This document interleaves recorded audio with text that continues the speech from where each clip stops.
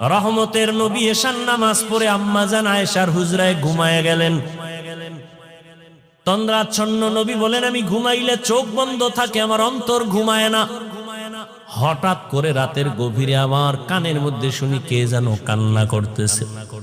নবী বলেন, আমার ঘুম ভেঙ্গে গেল, এই গভীর রাতে কে কান্না করে?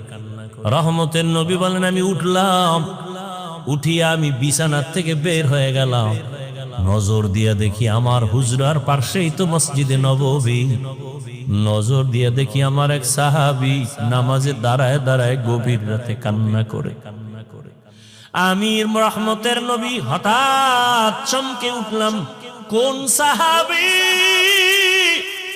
এই গভীর রজনীতে কাঁদে? ভালো করে নজর করে দেখি আল্লাহর পেয়ারা সাহাবী আমার আবু বকর।